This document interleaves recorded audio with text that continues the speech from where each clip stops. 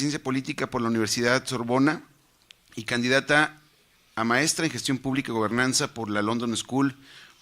Dirige el programa latinoamericano para la reforma de la política de drogas de México Unido contra la Delincuencia y Transform Drug Policy, que es una fundación, y es experta asociada del Proyecto Internacional de Política de Drogas del Centro del Pensamiento LSE, IDEAS. Entre sus diversas publicaciones se encuentran los libros Terminando la Guerra contra las Drogas, Cómo ganar el debate en América Latina, Diagnóstico Nacional de Servicios de Tratamiento Residencial para las Adicciones y Recomendaciones de Jóvenes para una Política de Atención a las Adicciones. Es editora de la versión en español de Cómo regular la cannabis, una guía práctica, y Después de la Guerra contra las Drogas, una propuesta para su regulación.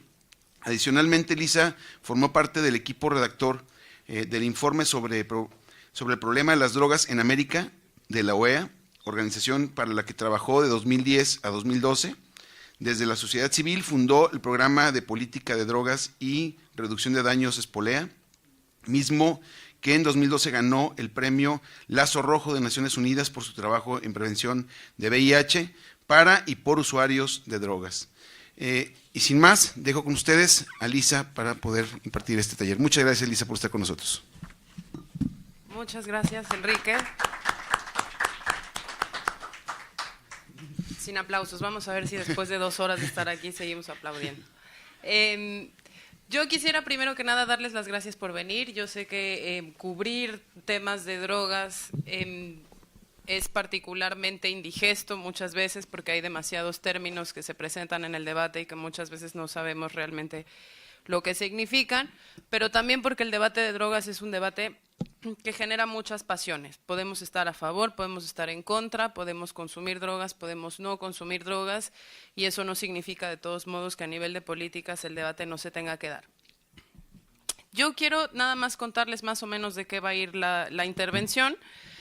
Este es un taller que yo he dado por ejemplo, para la redacción nacional de periódicos como el Excelsior o el Reforma en la Ciudad de México, que dimos también a toda la fuente que cubre el Congreso de la Unión en San Lázaro, en el Distrito Federal, y que dimos también previo a la discusión de las iniciativas sobre despenalización de cannabis en la Asamblea Legislativa del Distrito Federal. Básicamente tiene 3 partes y ustedes me dirán más o menos qué tanto saben de cada una de las partes para hacerlo más ágil o más lentito, dependiendo de lo que ustedes necesiten. Lo primero es situar el debate. Entonces yo lo que quiero hacer con ustedes es darles un poquito del origen de la discusión de drogas y presentarles a las 3 o 4 corrientes de personas, de actores que participan en este debate, los que están a favor, en contra y de qué.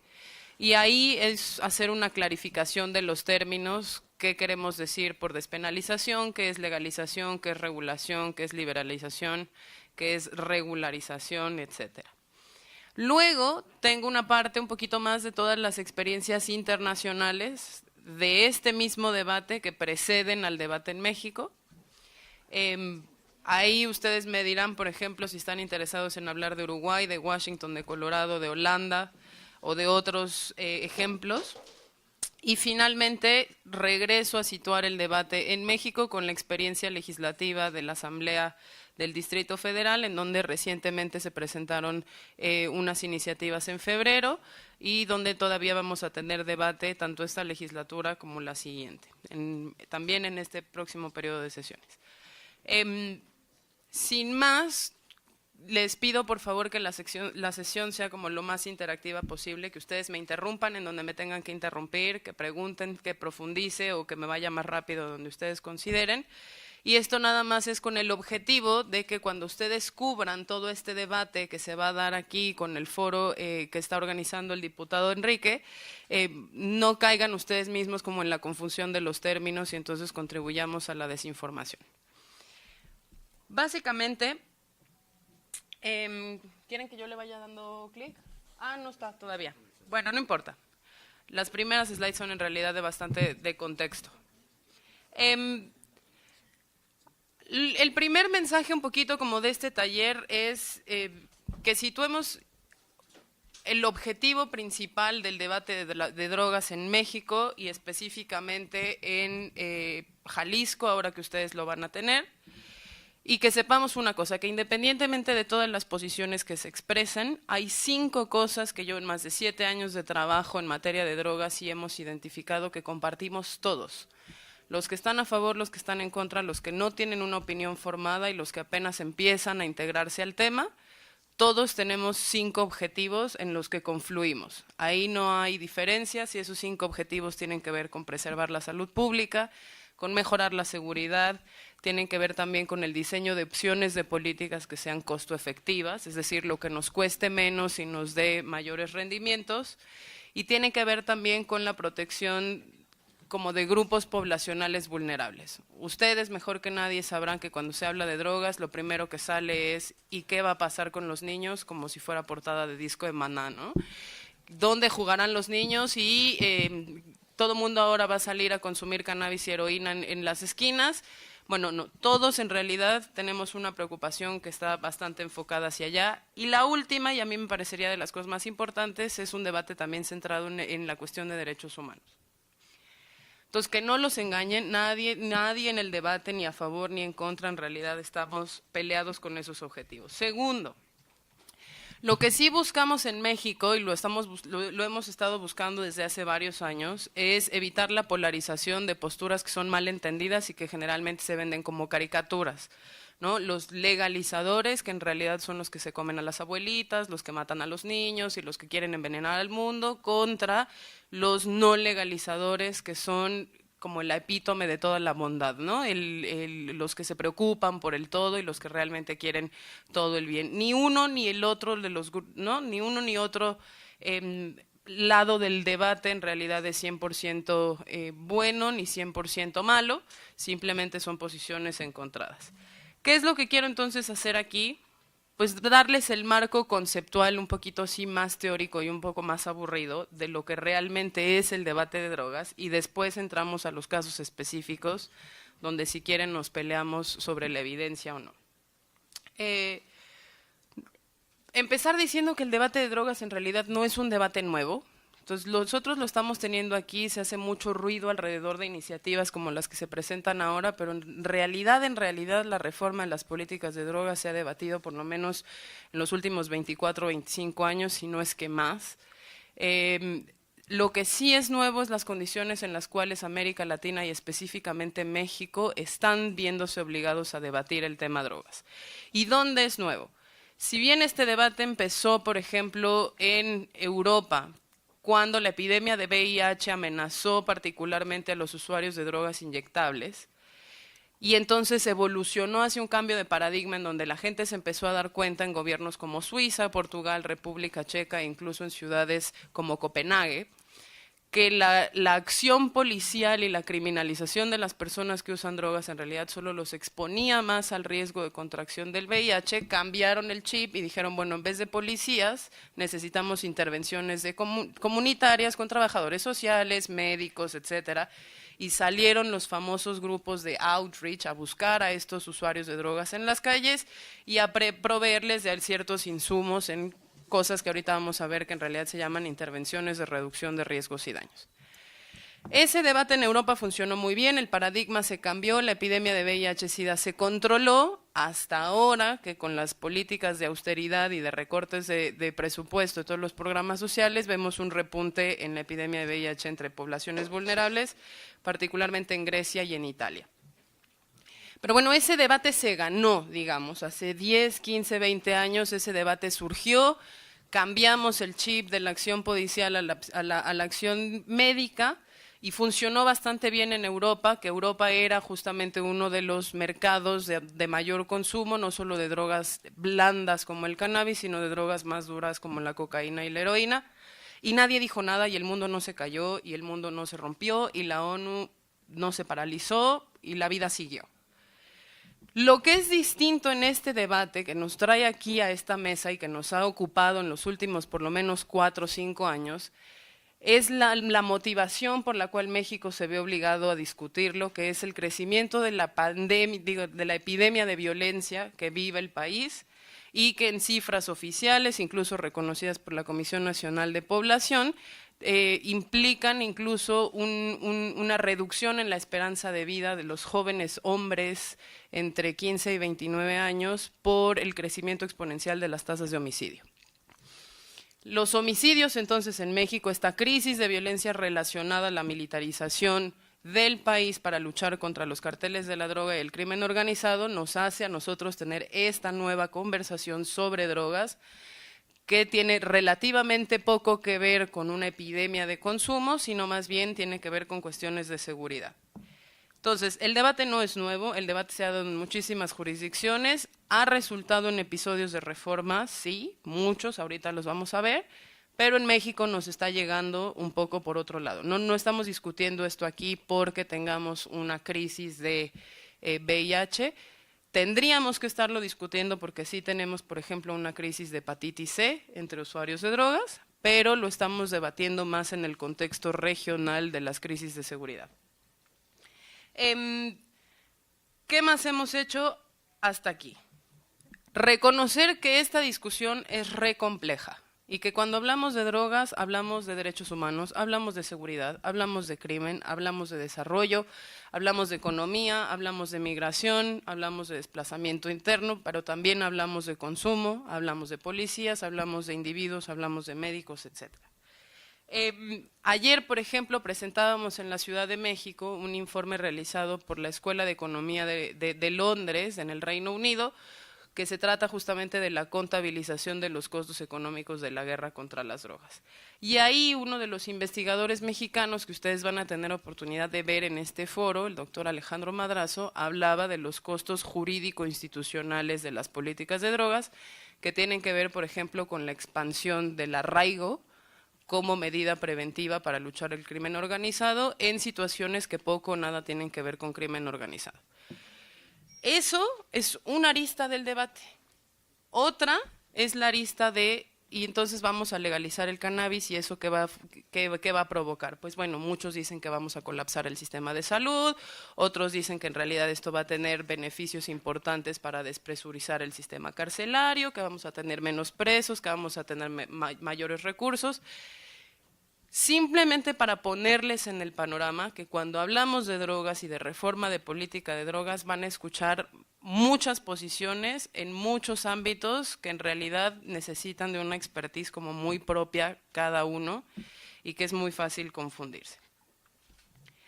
Pero lo más importante es que ustedes lo que sí van a estar escuchando diario son 3 términos bien importantes que en realidad se confunden mucho y que particularmente en los medios nos pega mucho como país no poder discutir esto de manera seria mientras se sigan caricaturizando. Y estos 3 términos son los que yo les pongo ahí. Prohibición, regulación o legalización y descriminalización o despenalización.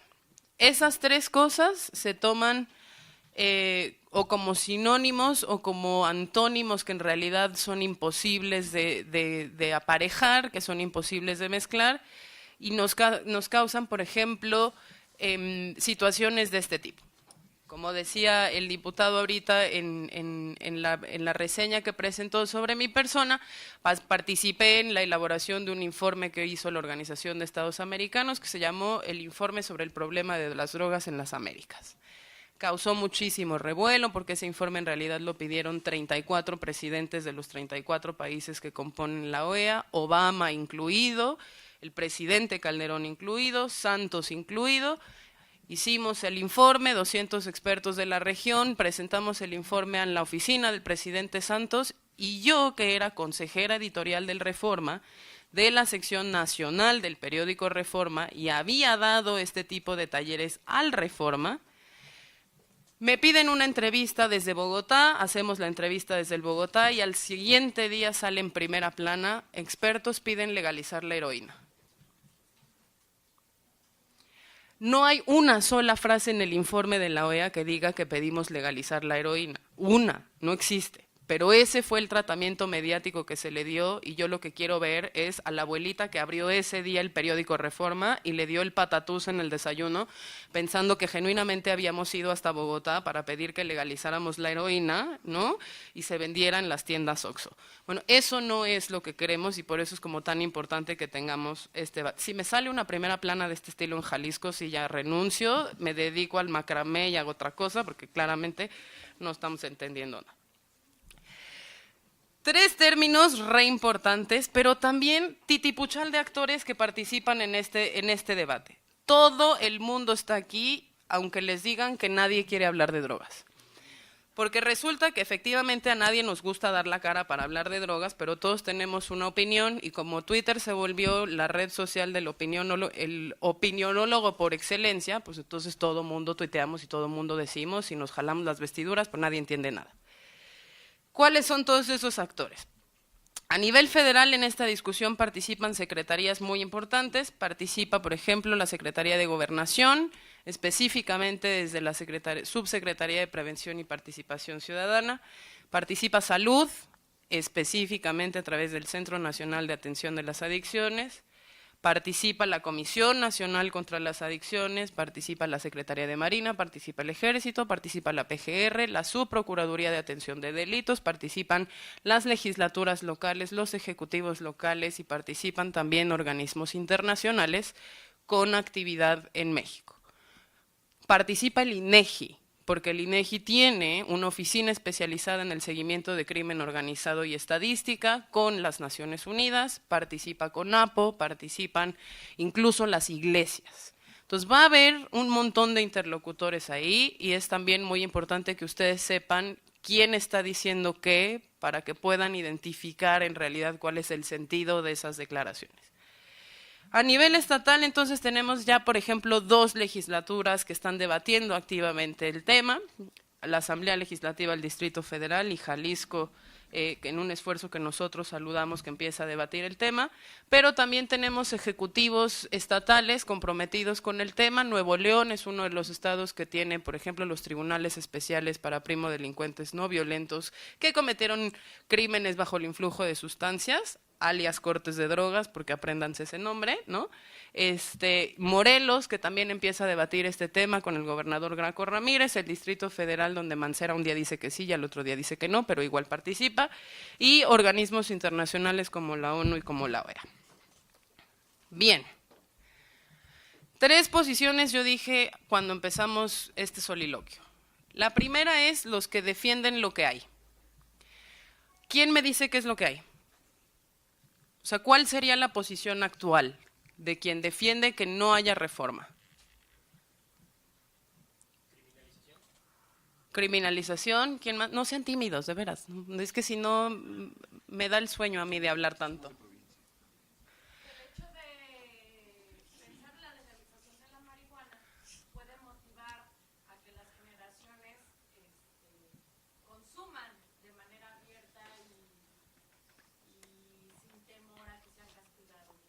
Ok, pero vamos como más a lo básico. ¿Cuál es la política de drogas actual? ¿Cuáles son las drogas que son legales, por ejemplo? El alcohol y el tabaco. Primer gran felicitación, porque en México no me supieron decir que, o sea, no supieron identificarme el alcohol como una droga, y el alcohol es una droga. Entonces, bueno, vamos perfectamente bien. Tenemos una política que hace distinción entre drogas legales e ilegales. Las legales son el alcohol y el tabaco, entre otras, porque hay un montón de sustancias químicas que se usan como drogas y son legales. Los fármacos, por ejemplo, las drogas médicas son drogas y son legales. Y tenemos la distinción de las drogas ilegales, donde entraría marihuana, coca, ahí no se hagan como que no las consumen. A ver, marihuana, cocaína, ¿qué más? Ese sí es nuevo para mí, ¿qué es eso? Ah, bueno, vean. ¿Qué más? Tachas, ¿qué más? Ácidos, ¿qué más? Crack, ¿qué más? Nada más, heroína, cristal. Bueno, todos ven Breaking Bad, me estoy dando cuenta. Muy bien. Pero esa política, entonces, ¿cómo reacciona frente a las drogas legales y cómo reacciona frente a las drogas ilegales? Si ustedes salen de aquí y en su mochila traen 2 cervezas, ¿qué les pasa? Nada. Si traen 2 churros, sanciones, ¿no? Entonces, bueno, lo más importante es saber que la política actual lo que hace es esta distinción entre drogas legales e ilegales, y que todas aquellas que permanecen ilegales solo están permitidas bajo las convenciones de ONU para usos médicos o científicos. Si ustedes quieren las tachas para hacer investigación, van a tener muchos problemas, pero si logran superar la burocracia, lo van a lograr. Si quieren las tachas para ir de fiesta, también lo van a lograr, pero con sanciones criminales si alguien los cacha. Entonces, esa es la política que tenemos, pero ¿cuáles son las premisas sobre las cuales se defiende esa política? Y ustedes ya me lo dijeron y me lo dijeron muy bien. Premisa número 1 es que el sistema actual previene el consumo de drogas o lo reduce por efectos disuasivos del régimen legal. Es decir, yo, como te prohíbo que uses marihuana, espero que el comportamiento de esa prohibición y de esa sanción atribuida a la marihuana te haga consumir menos o no consumir. Segunda premisa básica como de la posición del sistema actual, bueno, es que habrá que establecer una serie de sanciones a toda la cadena productiva asociada con esas drogas, desde la producción, el sembradío, el procesamiento, el empaque, bla, bla, bla, para que las drogas no lleguen al consumidor final, sino para fines exclusivamente científicos o médicos. Y el objetivo principal es que las drogas son malas y porque son malas tenemos que lograr sociedades libres de drogas.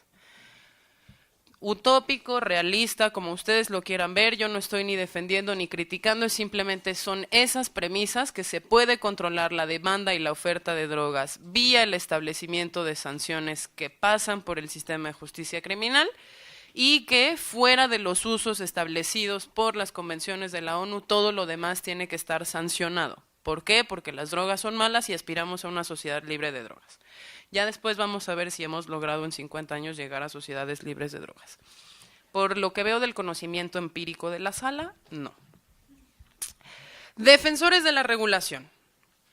Aquí están otros que no defienden lo que hay, que quieren defender un cambio, y ese cambio pasa por hacer legales las sustancias ilegales y regularlas. Y aquí entra mi primera distinción básica. La legalización como palabra nos dice muy poquito de lo que se propone. Si ustedes han hablado, por ejemplo, de la legalización de la marihuana en Estados Unidos, no es lo mismo la legalización en Washington que la legalización en Colorado. ¿Por qué? Alguien que me diga por qué no. No. Sí, pero eso ¿qué significa? Que cada quien le pone las reglas que quiere, ¿cierto? Y entonces de lo que depende el resultado de la política es de las reglas que se le pusieron después de haber legalizado, es decir, de cómo se regula. Yo ahorita se los voy a contar muy rápidamente, pero Washington State tiene una regulación bien distinta a la de Colorado y las dos son legales. Entonces, legalizar no me dice nada. Después de que legalicé, ¿cuál es el marco regulatorio que aplico? Eso sí me dice mucho de cómo voy a lidiar con ese mercado. Entonces, los nerds de la regulación, que además es una disciplina bien establecida y académica y estudiada y teorizada, lo que dicen es, se tienen que legalizar o la marihuana o todas las drogas o la que sea que defiendan, pero a esa legalización se le tienen que poner controles regulatorios para poder entonces tener control sobre el mercado desde el principio hasta el fin. 3, los de la liberalización. Entonces ahí ya les metí un 4 en realidad, porque les estoy hablando de legalización, de regulación y de liberalización. Normalmente, y esto también me pasó en el Reforma, se usan como sinónimos dependiendo de qué tan largo es el título que quiero poner. Entonces, es que ahí no me cabía regulación legal, entonces le puse legalización. No, pues a toda madre, pero no es lo mismo, ¿no? Entonces, no, pero es que no cabía. bueno, nada más piensen también, dependiendo de la palabra que quieran usar, todas las anteriores que le van a poner a su nota para que no terminen recortando palabras en los términos que importan, sino en los que no importan, ¿no? Diría yo. Liberalización entonces va muchísimo más al tema de las drogas, como cualquier bien, tendrían que estar reguladas únicamente por oferta y demanda, y el que las quiera consumir que las consuma y el que las quiera producir que las produzca, porque lo más importante es el imperativo liberal de asegurar que no haya interferencia en el mercado y de asegurar que el individuo tampoco se le impongan tutelas que no pide. Entonces este es un enfoque muy gringo, muy de los libertarios que dicen liberalismo total y para todos. Si ya liberalizamos todos los mercados, ¿por qué a las drogas les tendríamos que aplicar reglas adicionales o reglas distintas? ¿Ok?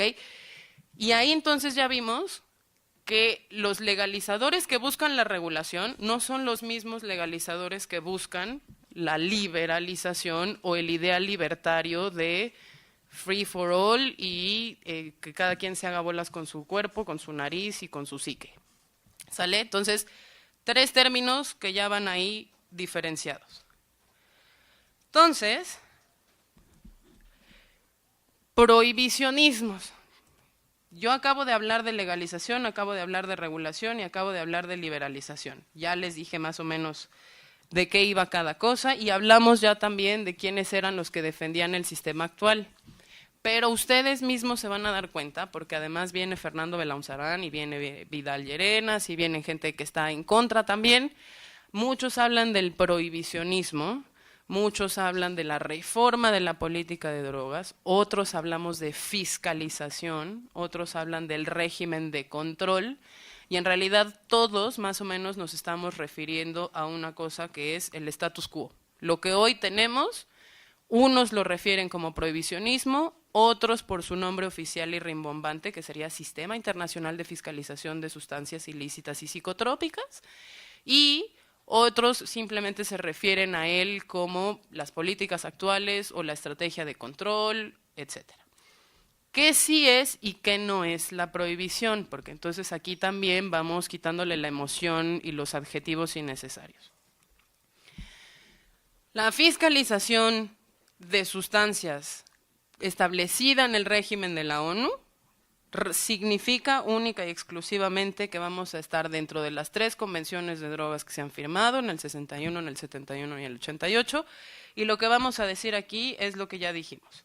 Sanciones criminales a la producción, distribución, posesión y uso de sustancias psicoactivas para fines no médicos y no científicos. Todo lo que no sea ciencia y lo que no sea medicina va a estar penado con sanciones criminales que van a depender del marco jurídico de cada país, y el objetivo es, como lo dijimos ya hace rato, reducir justamente la existencia de esos mercados ilícitos o el consumo de esas sustancias ilícitas. ¿Qué no es el prohibicionismo? A ver, el prohibicionismo no es un prohibicionismo absoluto, no significa la no existencia o la negación del todo, porque incluso dentro del prohibicionismo tenemos ciertos elementos de regulación legal. ¿Dónde tengo, por ejemplo, elementos de regulación legal? Pues que dentro de este mismo sistema que penaliza, por ejemplo, la morfina o que penaliza, por ejemplo, la heroína, tengo un régimen legal de medicamentos y entonces puedo utilizar diacetilmorfina, que es la heroína, en ciertos casos específicos, con ciertas autorizaciones específicas, que estas sí están muy bien reguladas. Yo les preguntaría, ¿ustedes saben dónde se produce todo el opio que requiere el mundo para hacer medicinas? ¿Dónde pensarían que se produce? ¿En Asia? Bueno, ese es el productor ilegal más importante de opio. Burma es el principal productor de opio. Afganistán. ¿Se produce en Estados Unidos? Bueno, el sistema dice que solo ciertos países lo pueden producir y hasta el momento tenemos alrededor de 17 países con licencias para producir opio de manera legal. Pero los mayores productores son la India y Turquía. Producen cultivos ilegales para fines legales que se venden a la industria farmacéutica, y son 2 países que a mí me gusta mucho traer a colación por lo siguiente. ¿Ustedes pensarían que son las democracias perfectas, India y Turquía? No. ¿Que tienen los gobiernos más pulcros y limpios del mundo? Tampoco. ¿Tienen la mejor reputación democrática de transparencia, participación y todo lo demás? Tampoco. Y sin embargo son dos estados que son perfectamente capaces de regular el cultivo de sustancias que después van a una industria farmacéutica perfectamente legítima sin producir violencia. Entonces, es interesante que tengamos como todos estos datos en mente antes de que nos vayamos como las cabras, ¿no?, al monte a criticar todo lo que se dice sin en realidad entender qué se dice. Entonces, no hay una prohibición total dentro de la prohibición, no hay. Sí hay mercados legales para ciertos fines específicos, pero lo recreativo sí está requete contraprohibido.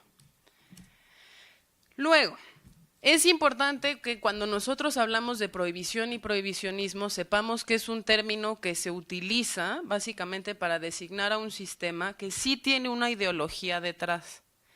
A ver, el sistema no nació de verdad del consenso internacional de todas las naciones queriendo poner un fin al consumo nocivo de sustancias psicotrópicas. A ver, no, esa idea romántica del multilateralismo no existe. Y existe en base a ciertos controles geopolíticos que desde hace más de un siglo se establecieron por las potencias mundiales, Inglaterra y Estados Unidos específicamente, pero designan un sistema que se inauguró con las convenciones de drogas y que después se profundizó como con toda esta retórica gringa de la guerra contra las drogas. Entonces, cuando oigan a los legisladores, cuando oigan a los hacedores de política, cuando oigan a los opiniólogos, ¿no?, a Héctor Aguilar Camín y a Rubén Aguilar y a Jorge Castañeda hablar de prohibicionismo, estamos refiriéndonos sí al control, al sistema internacional de control, más al tema de esta ideología de como las drogas son malas, hay que emprender una guerra contra las drogas, que eso sí viene muy importado desde la administración Nixon de Estados Unidos.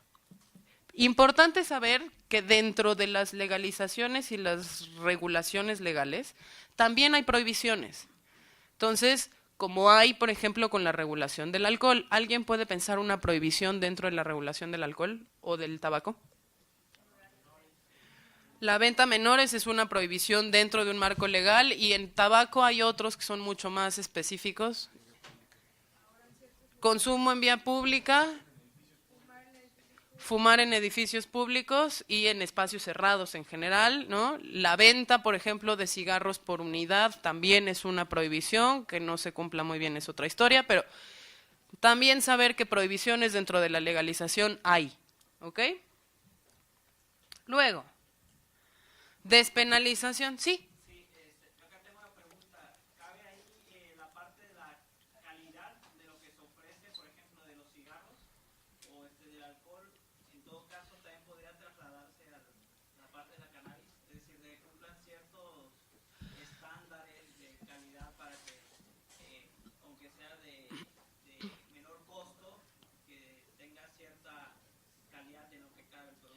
Sí, ahorita lo vamos a ver si quieren con los ejemplos específicos de legalización de cannabis, por ejemplo en Uruguay o en Colorado, sí hay iniciativas de introducir ciertas prohibiciones. Por ejemplo, la que puedo pensar más rápido en materia de calidad y cannabis es Holanda. El gobierno conservador de Holanda hace un par de décadas quiso introducir una prohibición para la venta de cannabis con contenidos de tetrahidrocannabinol mayores al 15%.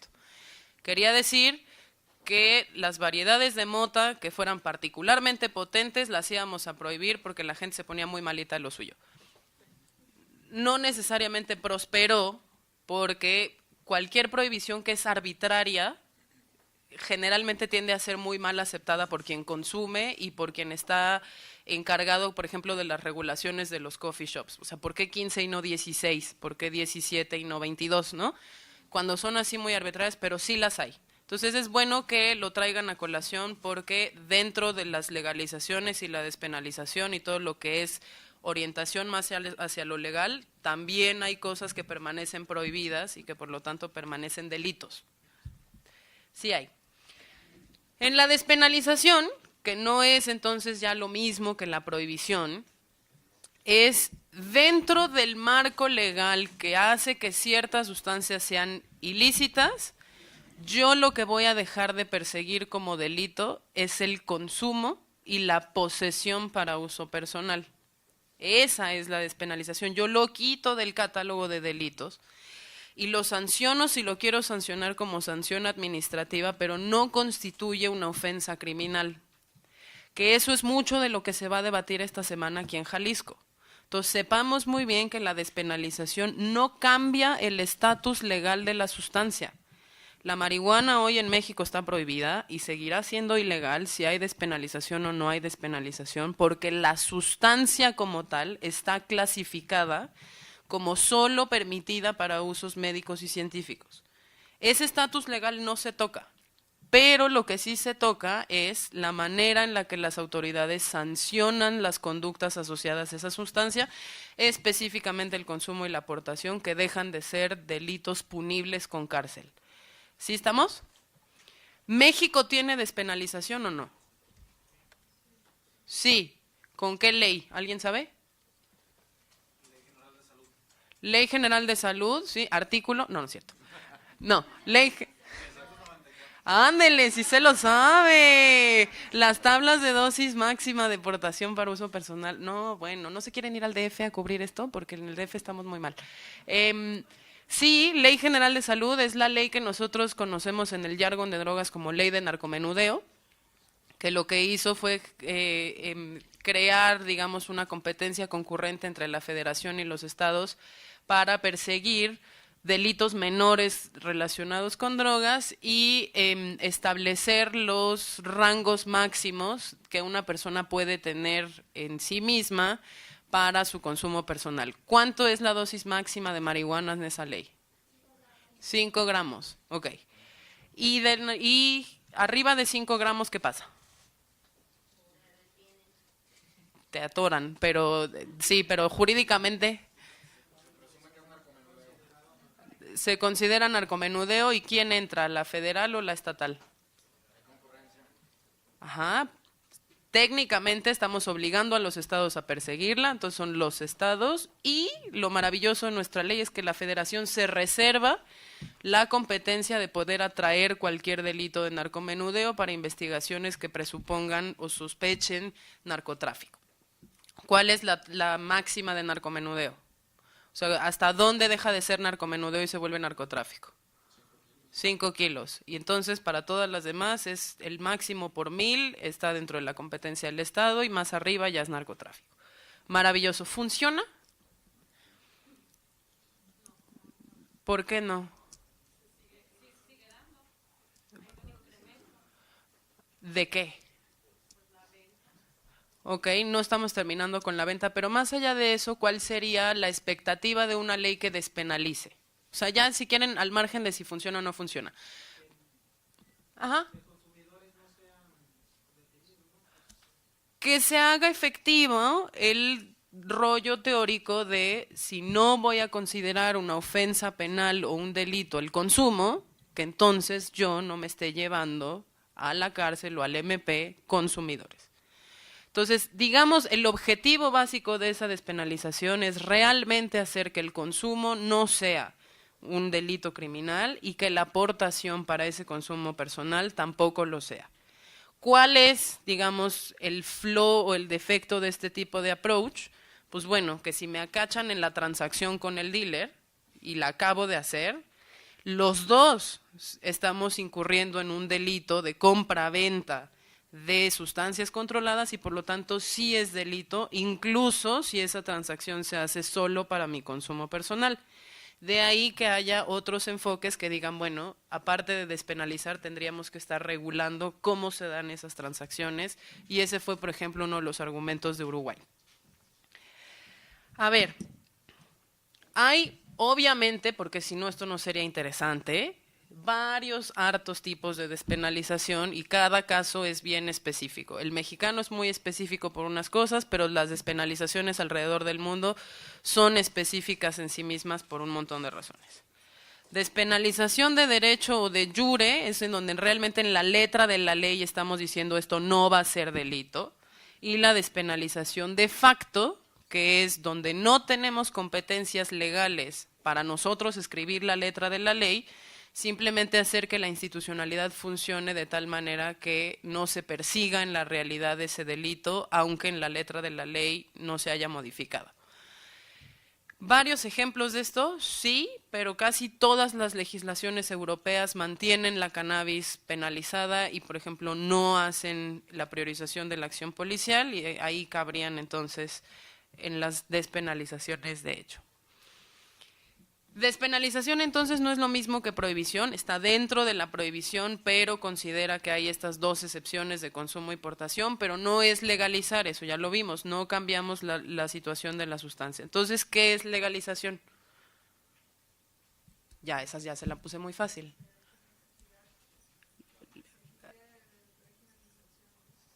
Sí, pero si yo, a ver, literalmente cualquier proceso de legalización, ¿qué significa? Se cambia el estatus legal de lo que quiero legalizar. Si ayer estaba prohibido, hoy está permitido y ahí se acabó la legalización. Fin. Ya, la clase de legalización es lo que antes estaba prohibido, ahora no está prohibido, ahí se acaba la legalización. Es una cosa tan fácil y tan simple y tan corta que en realidad no alcanza para describir una política. Y a mí me gusta repetir esto hasta que me canso, la legalización en sí misma como término no es una descripción de una política pública. La política pública es qué hago si no legalizo y si legalizo, qué hago después. Legalizar en sí mismo no necesariamente dice nada o mucho sobre lo que nosotros querramos hacer. Obviamente, y esta presentación se las voy a dejar, pero es utilizado el término indistintamente para producción, distribución, venta, posesión legal de sustancias. Todo el mundo cuando se habla de legalización cree que en realidad hay una ausencia de regulación sobre todos estos temas. Sin embargo, es muy importante saber que solo es ese proceso por el cual lo dejamos de hacer ilegal y se volvió legal.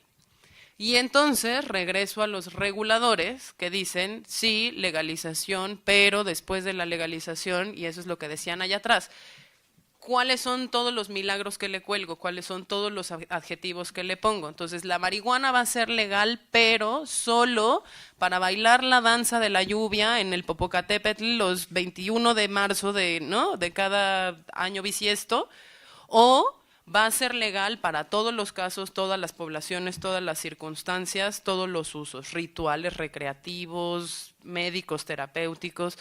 Depende de lo que quede escrito entonces como ley, es el régimen que va a resultar. Los ñoños como nosotros que nos hemos interesado en este tema de la regulación desde hace montonal de años, hemos identificado por lo menos... ¿Se calma o qué hace? Bueno, pues sí. Por lo menos 5 modelos de regulación. No los aburro demasiado porque en realidad les traje unos libros que luego les van a repartir, donde están todos los 5 modelos, pero puede ser de ventas controladas en farmacias, puede ser de ventas al menudeo pero con restricciones, pueden ser de ventas como más libres dependiendo de los productos, como por ejemplo el té de hoja de coca. La hoja de coca es una sustancia controlada, pero el té no es necesariamente psicoactivo, no necesitaría que yo proteja, por ejemplo, un establecimiento que vende té de coca con militares o con seguridad. Pero la regulación implica incidir en todos esos puntos, y se los puse ahí un poco como en grande nada más para que vean que es mucho más complejo de lo que se quiere pensar. Implica regular productos que... es lo que yo quiero hacer, y ahí entonces entran las prohibiciones de las que hablaba el compañero. Entonces yo digo, a ver, cannabis o toda la planta, solo las femeninas que son psicoactivas, el cáñamo que no es psicoactivo pero tiene usos industrial, ¿qué productos voy a hacer?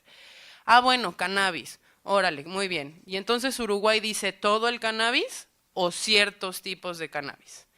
Y entonces vamos a tener una de las médicas que viene al foro, es una de las médicas que ha estado participando activamente de la selección de variedades de planta cannabis femeninas psicoactivas que se van a poder vender en el Uruguay y otras no. Entonces el tipo de producto, ¿cómo lo preparo? Cannabis herbal o cannabis en resina o cannabis en aceite o cannabis en brownies o cannabis, ¿cómo? Cocaína, pues la cocaína también, inyectable, en polvos, ¿cómo? Como medicina, ¿no? Y lo mismo con lo demás. Precios, Aquí también es bien importante, ¿no? O sea, en el producto también controlo, regulo el precio.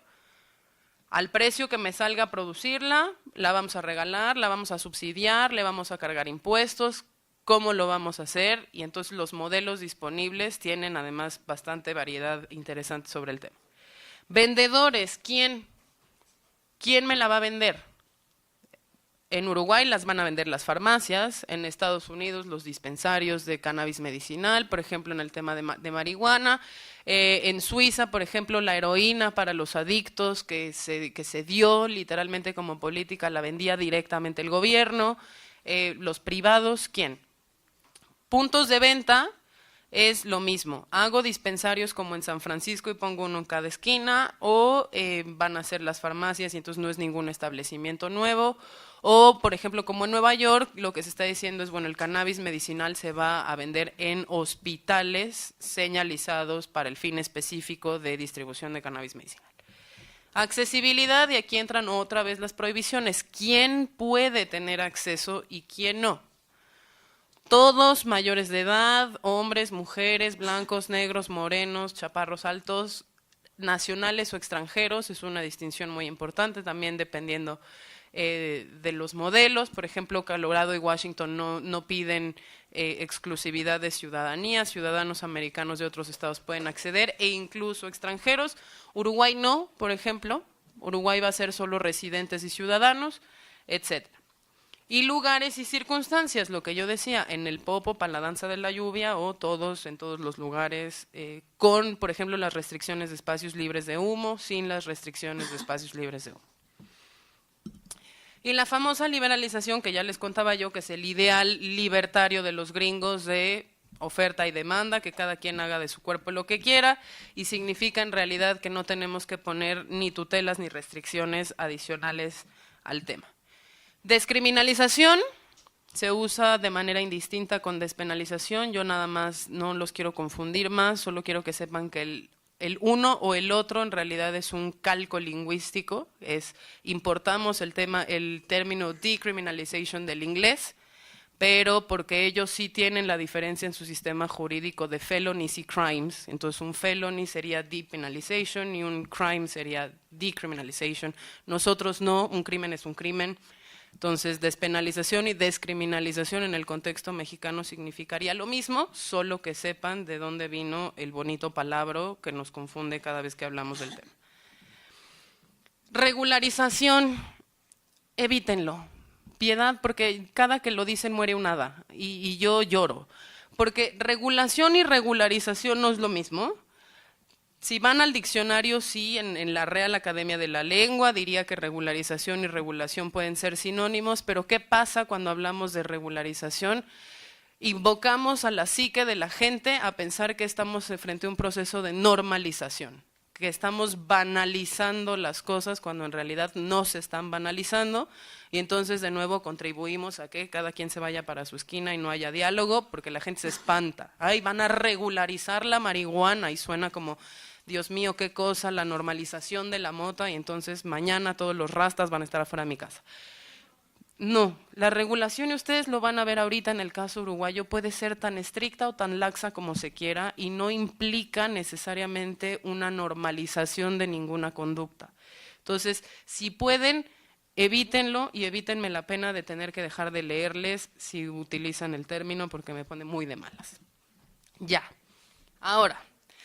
Hasta aquí ya los dejé lo suficientemente confundidos como para que cada vez que escriban piensen dos veces si el término es el que tenía que ser.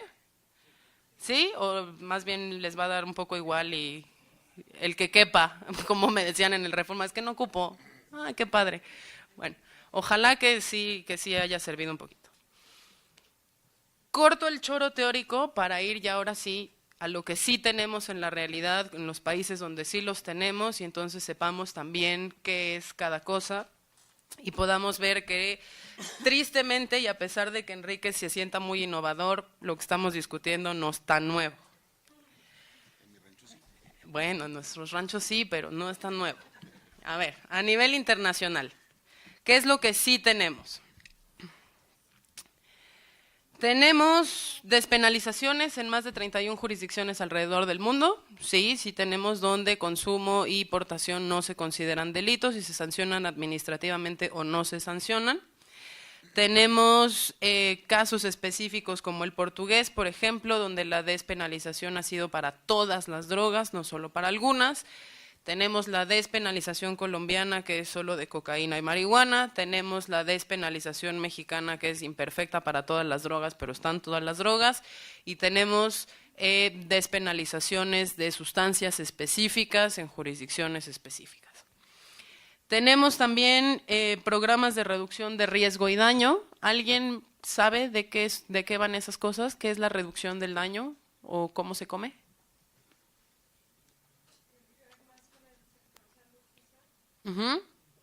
Sí, totalmente. Reducción de daños es un enfoque que dice, a ver, pragmatismo primero, la gente que usa drogas, no todas quieren o pueden dejar de usarlas. Y es bien importante que reflexionen primero en el quieren, porque muchas veces nosotros como outsiders o como gente que convive con una persona que tiene un problema de drogas, nosotros somos los que queremos que deje de usar drogas, pero a lo mejor la persona que las está usando no quiere, por cualquier motivo que este sea. Entonces, para los que no quieren o no pueden descontinuar el uso de drogas y tienen un problema ya de consumo que está deteriorando su salud o sus interacciones sociales o su vida económica, por ejemplo, hay intervenciones para reducir los daños asociados a ese consumo. Por ejemplo, el más común es, si tú te inyectas heroína y no quieres y no puedes dejar de inyectarte heroína, como es el caso de todos ustedes, a ver, pusieron cara como... Si no quieren o no pueden dejar de inyectarse heroína, lo que sí podemos evitar es que contraigan VIH o hepatitis por utilizar jeringas contaminadas. Y eso es reducir un daño que es bien importante no solo para el individuo, que en realidad le estamos ahorrando la tragedia de contagiarse de una enfermedad que no tiene cura, sino también para los sistemas de salud nacionales. Es mucho más barato para Suiza, por ejemplo, decir, compro jeringas, compro agujas, doy heroína, que tratar una población de usuarios de drogas inyectables plenamente contagiada de VIH y hepatitis, porque los antirretrovirales son mucho más caros que las jeringas o las agujas o la heroína. Y eso existe también en 70 jurisdicciones alrededor del mundo, no solo en los países desarrollados como Europa, sino también empieza a existir, por ejemplo, en Brasil. ¿Alguno de ustedes ha oído hablar de Cracolandia? ¿No? ¡Qué mochos! Cracolandia es un pueblo maravilloso en Brasil, que es en realidad una de las favelas más podridas de los suburbios de Río de Janeiro, en donde la epidemia de crack, el consumo de crack, se volvió tan grande que entonces ya teníamos realmente un problema de salud pública porque los usuarios de crack eran demasiados y el problema de deterioro social y de salud era muy grande. El crack no se inyecta, el crack se fuma. Sin embargo, el uso de parafernalia contaminada también estaba generando sobre todo el contagio de hepatitis entre los usuarios de crack. Y Cracolandia lo que dijo fue, yo en vez de intervenir en tratamientos de hepatitis, que además ustedes saben que la hepatitis no se te quita en la vida nunca, la controlas pero no se te quita, voy a hacer intervenciones de reducción de riesgo y daños distribuyendo pipas de crack. A los evangélicos les dio un ataque al corazón y sin embargo Lula lo hizo.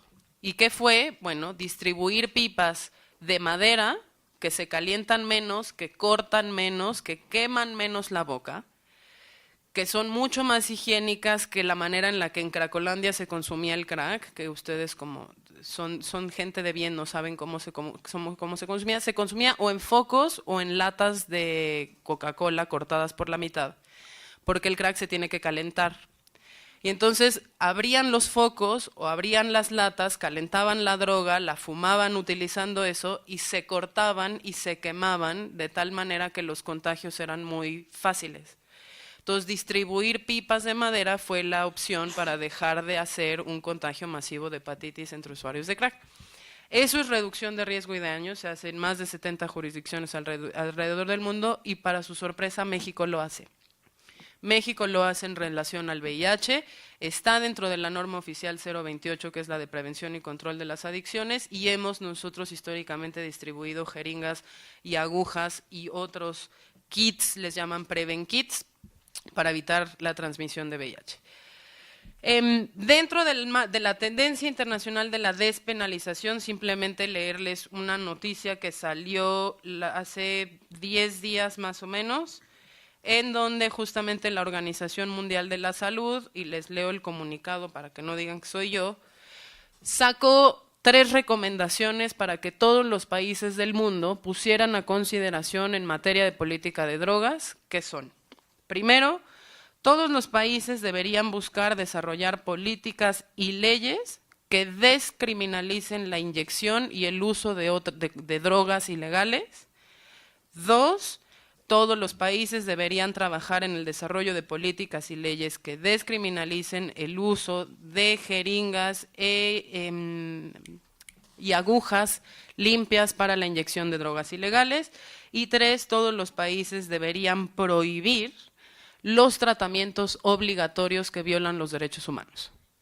Ese llamado de 3 bullets de la Organización Mundial de la Salud entra en el tema de despenalización, porque la OMS no dijo todos los países deberían legalizar la heroína, pero sí dijo las políticas alrededor del uso de drogas inyectables que criminalizan al usuario, me los llevan a la cárcel e impiden las intervenciones de reducción de riesgo y daño, esas sí tienen que ser reformadas y esas sí tienen que ser modificadas. Y ya llegué a la parte más interesante, que es en realidad la legalización de la marihuana. Tengo aquí nada más, son 4 casos, 5, pero quiero que me los cuenten ustedes y yo nada más hago como que corrijo si hay que corregir. ¿Qué saben de Holanda?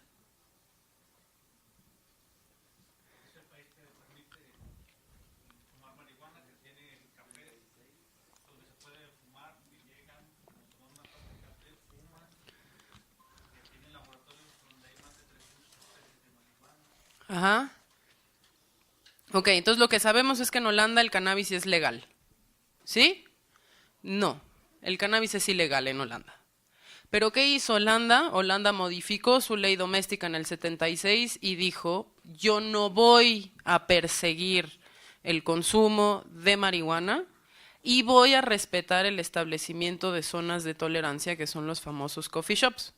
Lo que pasa es que la policía holandesa tiene instrucción de dar prioridad 0 a la persecución del consumo y de los delitos relacionados con cannabis. ¿Qué hay en Holanda? Sí hay coffee shops, y entonces uno entra, no es que yo haya ido nunca, pero entras y llegas al mostrador y te dicen, te dan el menú, y así como te dicen hay frappuccino, cappuccino y variedades de té, tiene usted todas estas variedades. Estas son las sativas, estas son las índicas, usted que quiere de a tanto el gramo. Y uno va y dice, yo nada más quiero un té, pero gracias por participar. No se vende alcohol, por ejemplo, en los coffee shops, porque la política holandesa se basó en el principio de separación de mercados. Dijeron, no vamos a priorizar el encarcelamiento de usuarios de cannabis, ni vamos a priorizar que la policía se distraiga con la producción y la venta de cannabis, porque me voy a concentrar en otras drogas que son más duras, pero sí quiero que aquellos que consuman cannabis consuman solo cannabis. Por lo tanto, en ningún coffee shop de Holanda ustedes encuentran bebidas alcohólicas ni encuentran otras drogas. Es cannabis, chocolatitos, tecitos, cafecitos y cannabis. Y cannabis. Y ya. ¿Ok? ¿Les ha dado resultados? Globalmente sí. ¿Por qué? Porque incluso si poblacionalmente el número de consumidores de cannabis ha aumentado, conforme ha aumentado la población de Holanda, de los Países Bajos en realidad, su consumo medio de cannabis es menor que el promedio europeo. Menor que Francia, y Francia tiene unas leyes draconianas de drogas, incluyendo marihuana. Menor que Inglaterra, menor que Alemania, menor que sus vecinos próximos. Caso 1. Caso 2, España. ¿Han oído hablar de los clubes canábicos? ¿Y es legal?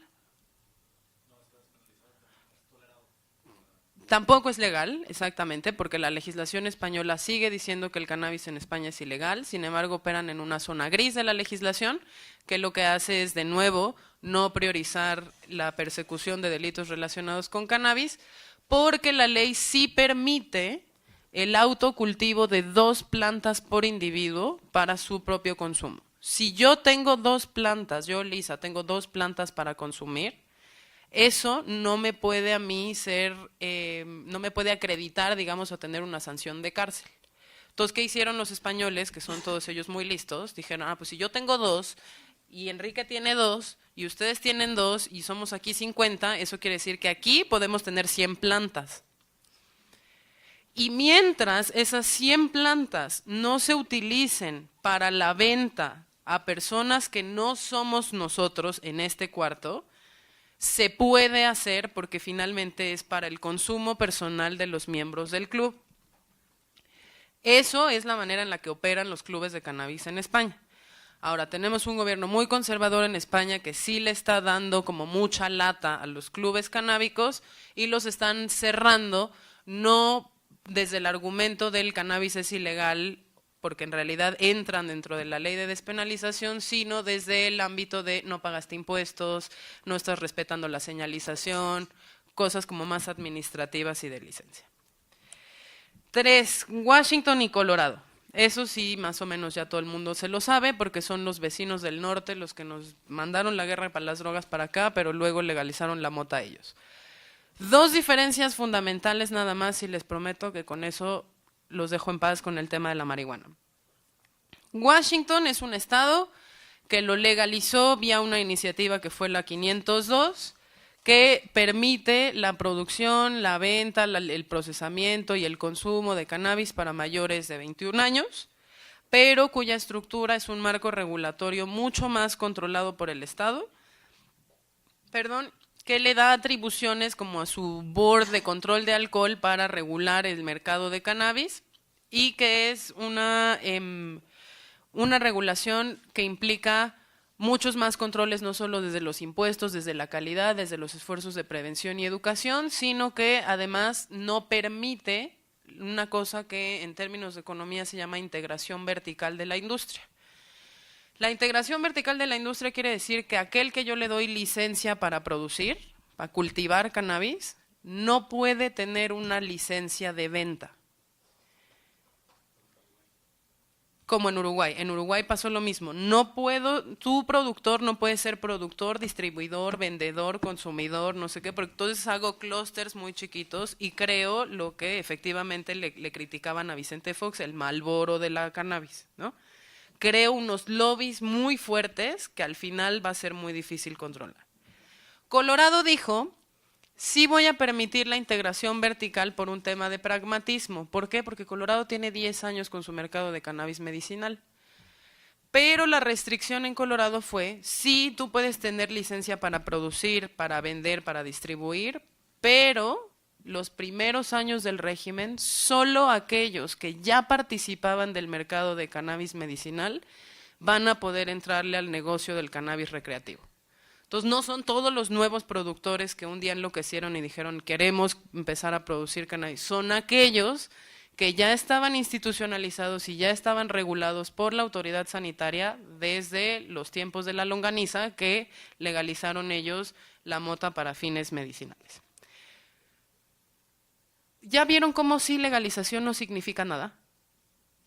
O sea, ¿cómo Washington y Colorado pueden ser tan distintos cuando la sustancia es legal, pero todo depende de cuáles son las reglas que se le ponen después?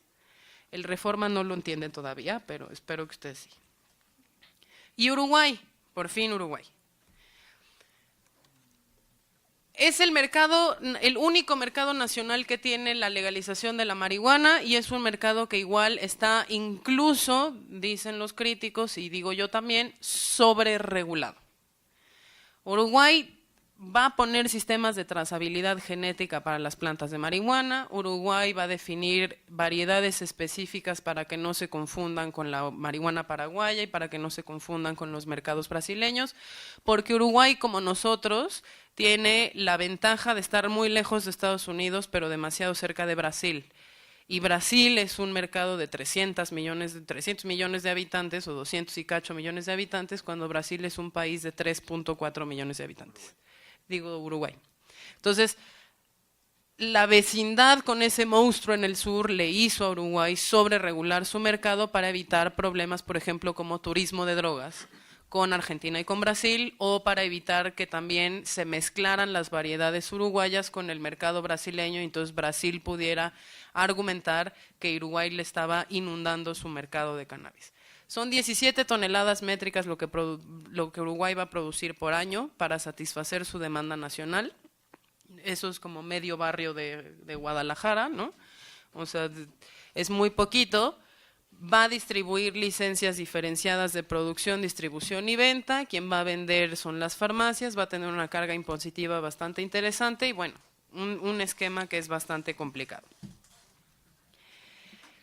Otras iniciativas a partir de esta discusión que hemos tenido, pues sí, Colombia no sé si lo vieron por ahí por Twitter, pero estuvieron muy activos los colombianos la semana pasada, iniciaron su primer diálogo nacional de política de drogas, en donde la ciudadanía va a poder opinar sobre cuáles son los resultados de las políticas actuales y hacia dónde quiere transitar, y una comisión de 6 ministerios y otras agencias de la ONU incluso van a participar como en el diseño de nuevas reformas.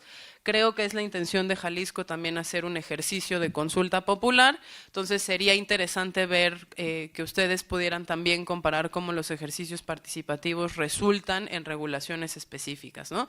Una cosa que es bien importante decir es que tanto Colorado como Washington fueron reformas que sucedieron empujadas por ciudadanía.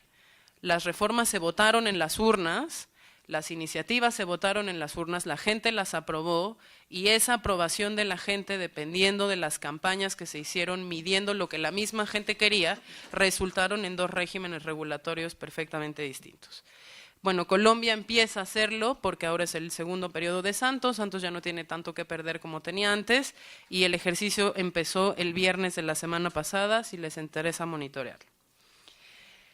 Y nosotros, pobremente en el DF, no podemos hacer nada. No tenemos constitución, no tenemos competencias, no tenemos muchas cosas que Jalisco sí tiene, y sin embargo metimos una iniciativa. Me cuelgo el milagrito yo, metieron una iniciativa de ley para poder hacer 3 cosas. Primero, reglamentar una cosa muy complicada que no les voy a decir yo, pero que es el principio de oportunidad. Como no tenemos constitución, tenemos que ver cómo podemos hacernos nosotros de competencias para dar prioridad 0 a la persecución de delitos relacionados con cannabis, y que entonces nuestras policías se puedan dedicar a hacer frente a otras amenazas más interesantes como el secuestro, por ejemplo. 2, lo que sí quiere también es poder sentar las bases para un sistema de investigación científica real que nos permita hacer investigación sobre cannabis, que hoy es muy complejo y muy burocrático. 3, reducir riesgos y daños, sobre todo a través de la información de los consumidores. Y 4, realmente establecer mecanismos de regulación más fuertes para sustancias legales. Yo no sé si ustedes lo saben, pero el DF tiene una bronca grande de alcohol, tiene una bronca grave de tabaco y tiene una bronca grave de solventes, particularmente en adolescentes de barrios marginados. Entonces queremos meter, o que se quiere meter, regulaciones más estrictas para el consumo de drogas legales. Objetivos claves de la propuesta, pues ahí se los puse: focalizar la eficiencia y el trabajo policial, o sea, dejemos de hacernos mensos en donde no está realmente la violencia y donde no están realmente las prioridades de seguridad. 2, separar el mercado del cannabis de otros mercados para que entonces evitemos, digamos, esta es una relación pragmática. ¿Por qué, alguien sabe de ustedes aquí, por qué estamos casi todas las iniciativas de reforma empezando por marihuana?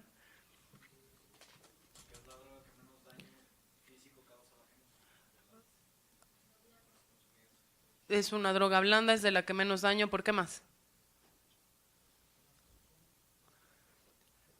Porque el pragmatismo básico dice, a nivel internacional y a nivel local, la marihuana es el 90% del consumo de todas las drogas ilegales. Entonces tengo que empezar por marihuana porque es la que más se consume. Que no quiero que la gente consuma cocaína, claro que no quiero que la gente consuma cocaína, pero ese es básicamente el argumento por el cual se empieza por ahí.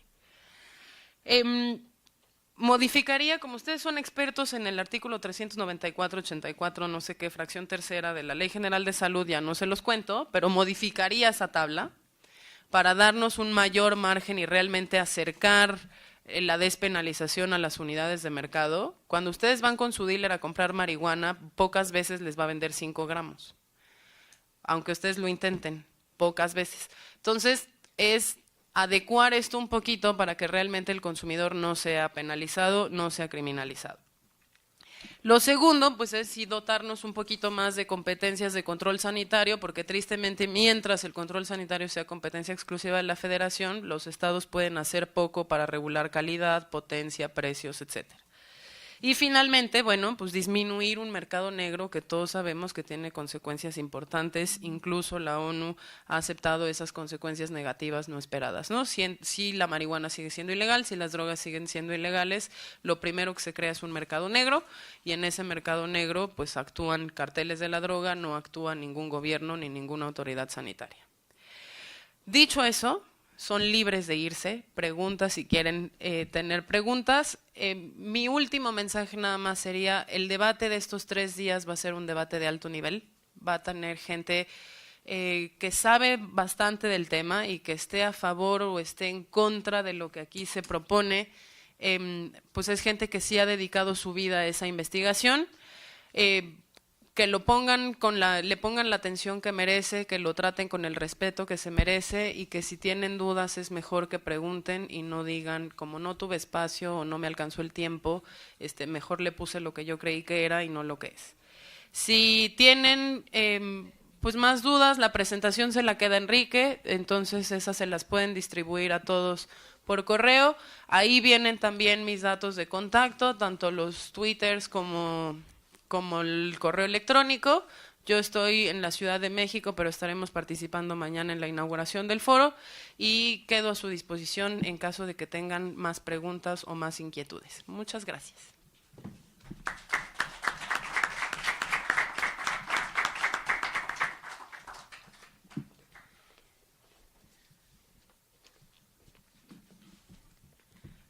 No vendemos marihuana. Ni va a haber muestras gratis tampoco. Quedamos a disposición para si quieren alguien hacer una pregunta. Yo tengo una pregunta. Hace poco tiempo platicaba con una persona del Distrito Federal y él me comentaba que allá, no sé qué tan cierto sea, ya existe una política de facto del Ejecutivo de la ciudad a manera de despenalización de la marihuana, es decir, ya se le empieza a dar la instrucción a las policías de que al que agarren con un cigarro o 2 o fumando en la calle, no lo detengan. Mi pregunta es, ¿qué tal les ha funcionado esto? Porque yo creo que es lo que no funciona en el resto del país. Es decir, se despenalizó la marihuana hasta 5 gramos y las demás drogas en dosis menores, pero se sigue criminalizando a las personas como aunque traigan un solo cigarro de marihuana, y aparte se les da penas altísimas. Entonces mi pregunta es, ¿qué tanto ha funcionado en el DF estas políticas? O sea, llevar esto al Ejecutivo, pues, a los jueces, a los MPs, a las policías, capacitarlos, etcétera. No sé si... La respuesta es no ha funcionado porque en realidad no está implementada. O sea, a ver, es una de las cosas que nosotros quisimos hacer desde el año pasado, empezar como a generar esta instrucción del Distrito Federal para hacerlo.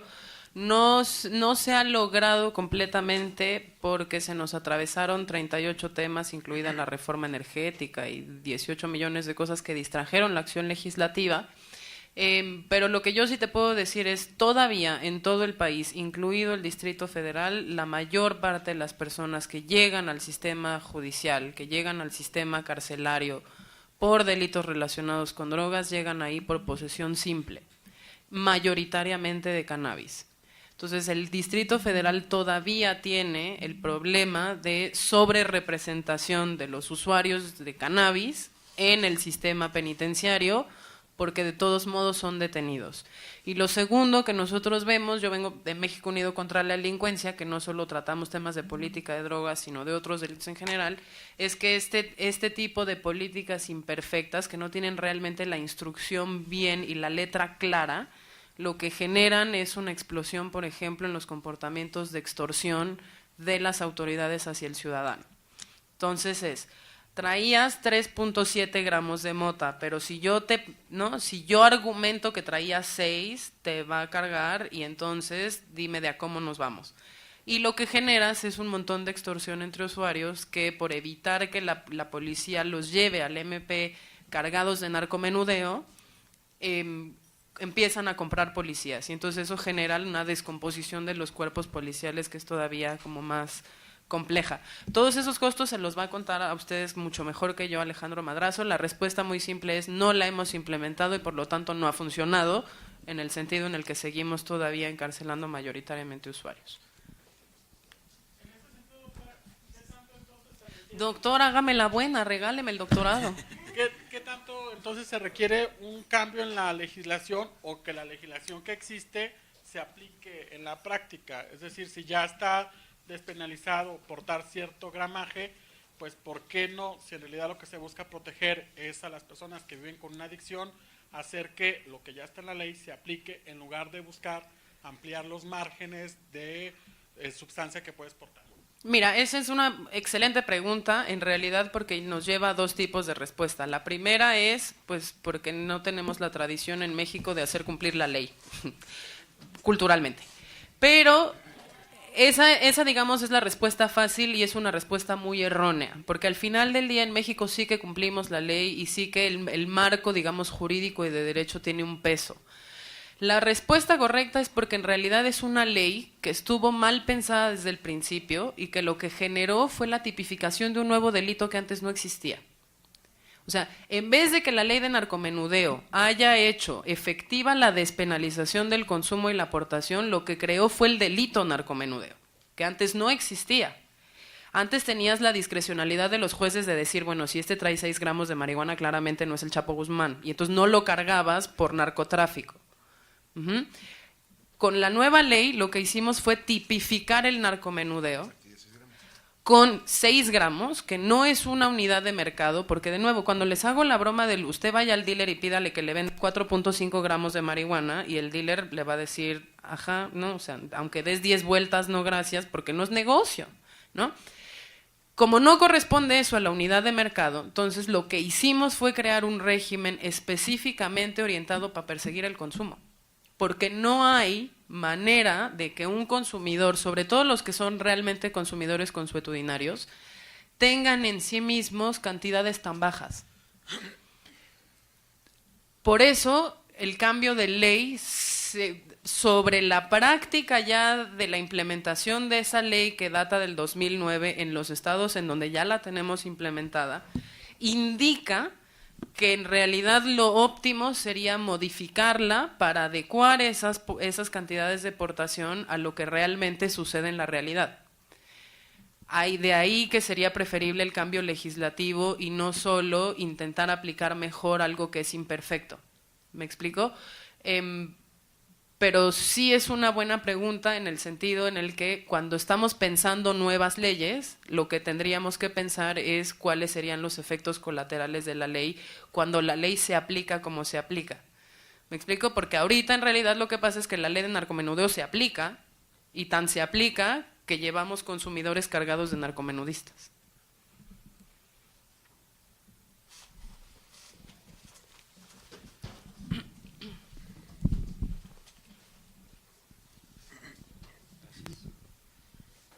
Yo quisiera saber en qué proporción, a 10 años después de despenalizar el uso en el consumo de la marihuana, podría bajar la incidencia delictiva.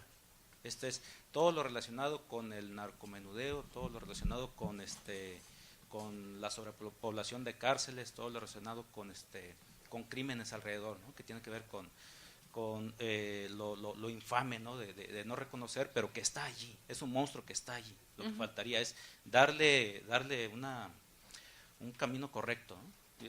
A partir de ahí, no sé, en 10 años, ¿cuánto se mejoraría la vida de la población en general?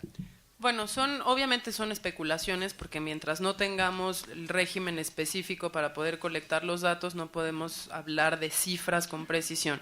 Sin embargo, hay indicaciones importantes. Por ejemplo, 36% de los presos federales están ahí por posesión simple de marihuana. Yo diría que un régimen efectivo de despenalización que implicara también una ley de excarcelación de presos por posesión podría tener hasta el impacto de despresurizar el sistema penitenciario federal en un 36%, no es menor. Ahora, ¿eso cómo se traduce en la reducción neta de la incidencia delictiva? Es otra historia. Porque las reformas de las políticas de drogas están pensadas para reformar eso, políticas de drogas, no políticas de seguridad. No podemos nosotros, vía la reforma de ciertas políticas de drogas, abatir la criminalidad organizada, por ejemplo.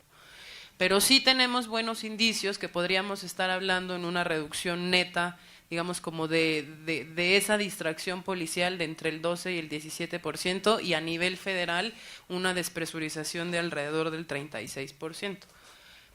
¿Cómo hacer eso? No es fácil, porque además, ¿cómo excarcelamos al 36% de los presos federales, por ejemplo? Pero hacia allá tendería a ir. Sí habría un impacto neto en la mejoría, digamos, del funcionamiento del sistema carcelario. Sí habría una mejoría en términos también de derechos humanos y de bienestar de esa población que está en la cárcel sin motivo de estar en la cárcel. ¿Cuánto específicamente reduciríamos el crimen? No sabemos. Ahora, interesante vean los estudios, hay las nuevas cifras de Colorado apuntando a una reducción de la criminalidad en los últimos 6 meses de alrededor del 14%.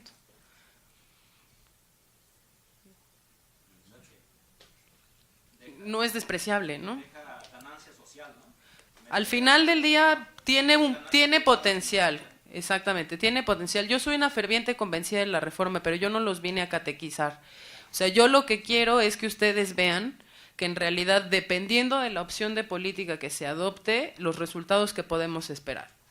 Tenemos ciertos resultados en aplicación de ley de narcomenudeo, que originalmente nosotros apoyamos porque parecía un régimen de despenalización efectiva que dentro del marco de militarización y de política de seguridad lo que hizo fue crear un delito más. Y entonces ahora lo que vemos es que estamos llevando más gente a la cárcel por antes que algo que daba la discrecionalidad de un juez y ahora ya es un delito tipificado.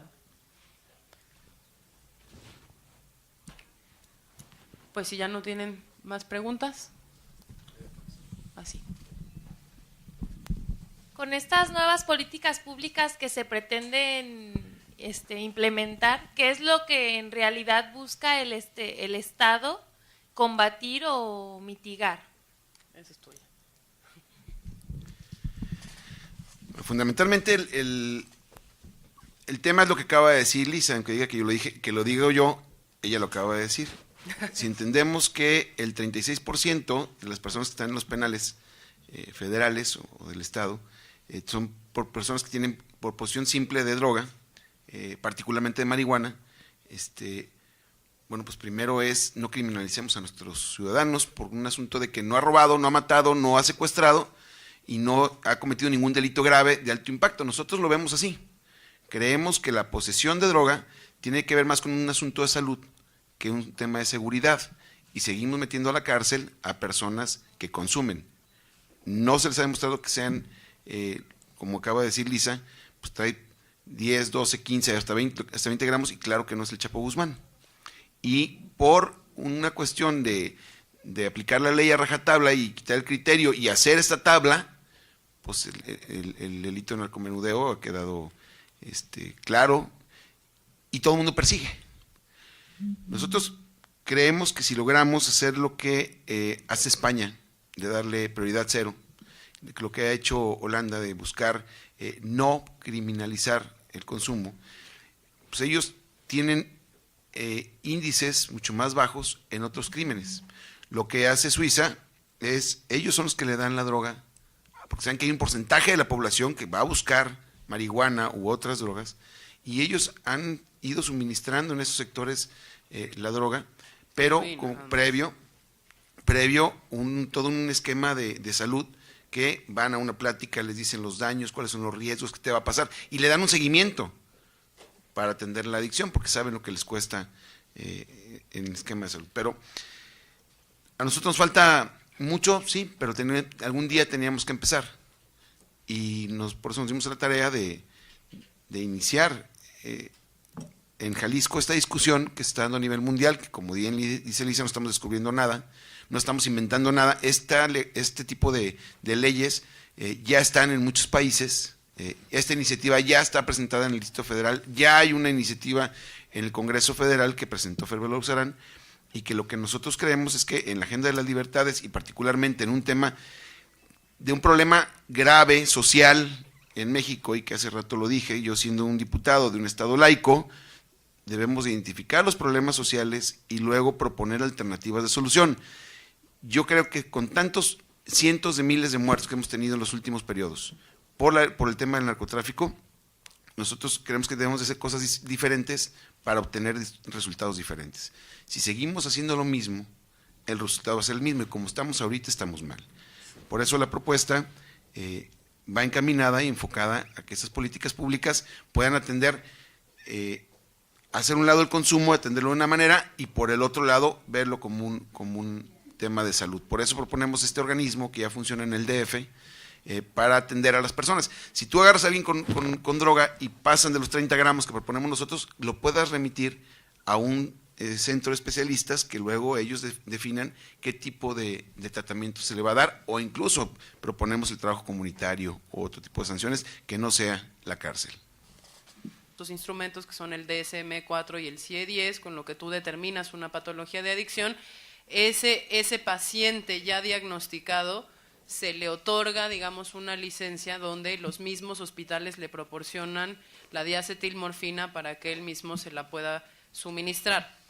En el caso de México no estamos llegando ahí, estamos hablando más bien de iniciativas que tienen que ver con cómo solucionamos el problema de la sobreestigmatización y criminalización de usuarios, que no necesariamente son adictos, que es bien importante decirlo, y no necesariamente son criminales. Es decir, la única falta que cometieron o la única conducta por la que terminan en la cárcel es por consumir una droga controlada.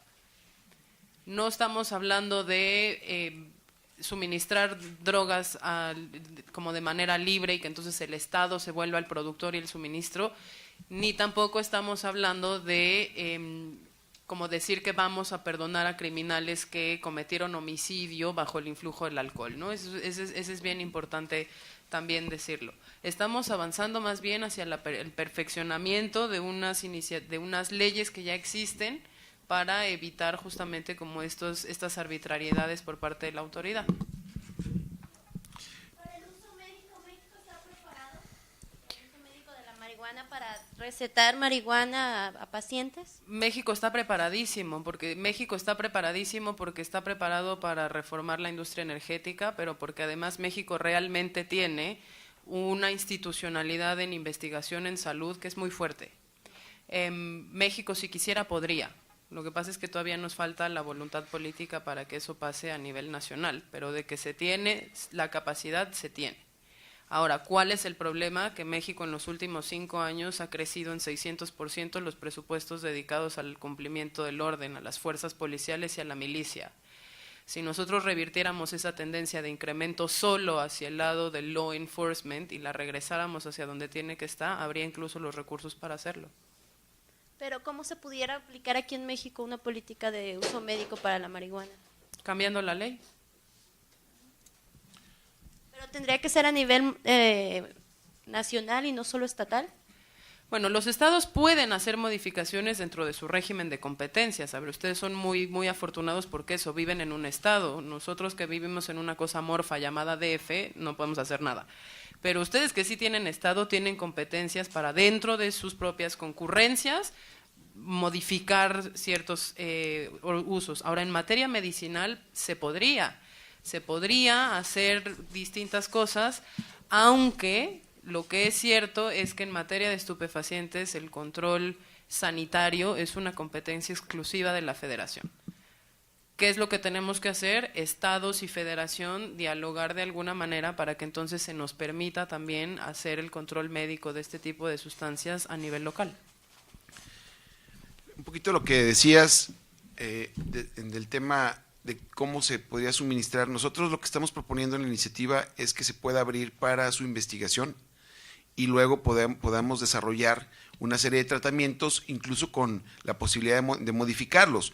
Hay dos sustancias, el THC y el cannabidol, que, por ejemplo, en Colorado modifican la planta y luego ellos van aplicándolo a ciertos tratamientos que, según los que yo he visto, tiene que ver con ataques epilépticos o con Parkinson o esclerosis múltiple, que son los tratamientos más sonados, que tienen 10 años, como dice Elisa, tienen 10 años que cambiaron la ley y que lo han permitido, pero de desarrollarlos algunos tienen apenas 1 o 2 años porque son años de investigación.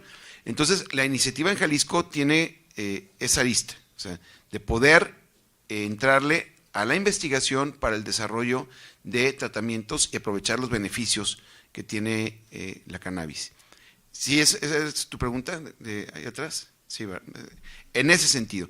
Pero de suministrar al Estado, como decir, alguien tiene una adicción, como lo que pasa en Suiza, que lo dice bien Lisa, eso nosotros no estamos planteándolo, porque no tenemos que ver ni con siembra, cultivo, distribución, sino más bien en la aportación, en la otra parte de la iniciativa, en la aportación nosotros intentamos que no se criminalice o penalice, que para Estados Unidos no es lo mismo, pero para nosotros sí. Cuando se estudia un poquito el tema, se da cuenta uno muy fácilmente que esta política de salud pública o de seguridad, pues criminaliza a gente que no tuvo ninguna conducta violenta contra otras personas, que las cárceles están llenas de simplemente por posesión o por consumo, que ha costado muchos muertos. O sea, hay muchas cosas, también el tema de salud, que no es la droga más adictiva, que no es una droga de amplio uso, etcétera, ¿no? ¿Por qué entonces hay una oposición tan fuerte desde el gobierno federal, en el PRI y en el PAN, o tanto rechazo que notan ustedes que los tienen ahí en el Distrito Federal, que genera tanto rechazo y tanta oposición a algo que es claramente obsoleto, que está claramente vencido o no, es insuficiente? Yo creo que es un tema de opinión pública. Yo creo que es un tema de desconocimiento y en tanto la sociedad no lo asuma como un tema prioritario y le quite los tabús de los que está cargado el tema, no hay necesariamente los incentivos políticos suficientes para que se tome esto como un tema de agenda real. Las presiones son fuertísimas y este tema ustedes lo van a ver crecer de aquí al 2016 de manera vertiginosa, porque en 2016 pasan dos cosas. La ONU se vuelve a reunir a petición de México para tratar el tema del Sistema Internacional de Fiscalización de manera global. Y dos, California vota el referéndum de marihuana legal.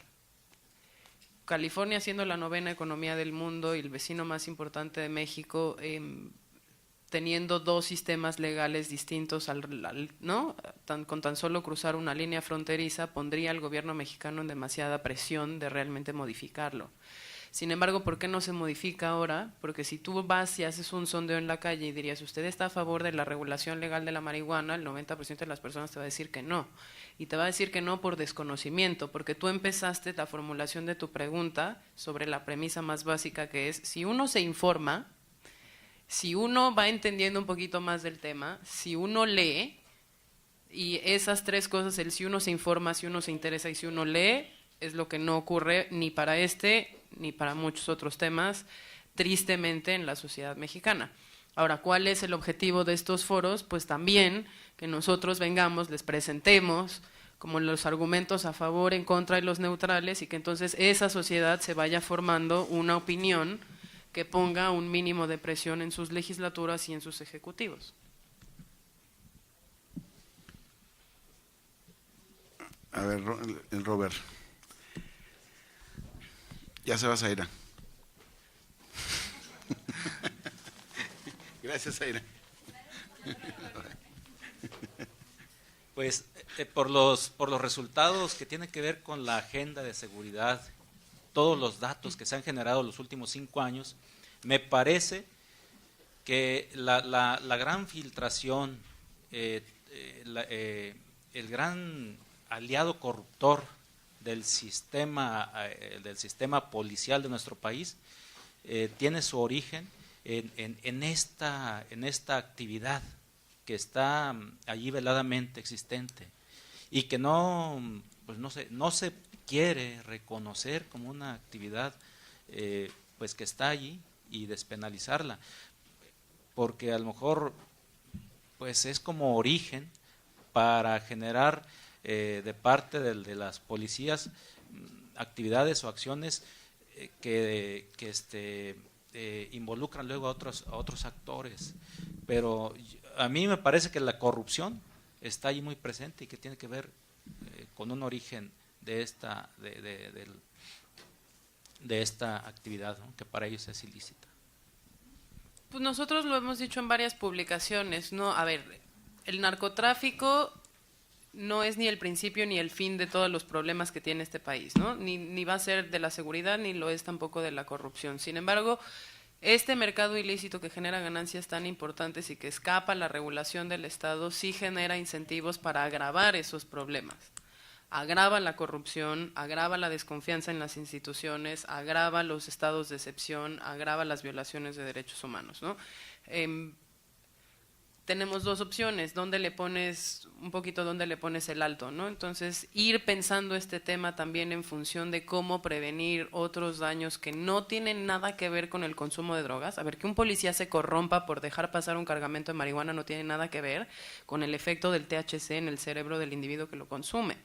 Tiene que ver con la manera en la que el Estado lidia con el problema de drogas a partir de una política que dice todo lo voy a penalizar vía sistema de justicia. Entonces creo los incentivos para ese juego. Evidentemente, regular todas las drogas de manera legal, incluso en el mejor esquema regulatorio disponible, no terminaría con los problemas de crimen, no terminaría con la inseguridad y tampoco terminaría con la corrupción. Pero sin duda dejaría de ser uno de los incentivos más importantes para que ese tipo de actividades se siguieran dando, ¿no? Bueno, pues muchas gracias a todos y particularmente quiero darle las gracias a Lisa por venir a impartir este taller que creo va a ser de mucha utilidad. Aquí los compañeros de los medios que están aquí en el taller, bueno, hemos discutido mucho si lo correcto era legalizar o despenalizar o regularizar o regular, ¿no? Se muere un hada, acuérdense que regularizar, ¿no? Ese tipo, lo hemos discutido, lo hemos utilizado y queríamos entender, digo, a mí me queda mucho más claro hoy contigo, este tipo, esos términos que nos permiten identificar cuál es el objetivo que tenemos en esta iniciativa. Digo, a todos nos sirve mucho el taller por la experiencia que has tenido y las investigaciones que has desarrollado. De verdad, Lisa, muchísimas gracias. Y bueno, con esto abrimos el foro de cannabis, mitos, avances científicos y políticas públicas, y a todos los esperamos el día de mañana en el Paraninfo, donde Lisa también va a participar en la mesa de inauguración. Va a hacer otro el tema, pero va a ser muy interesante y de veras agradecerte de todo corazón. Muchas gracias.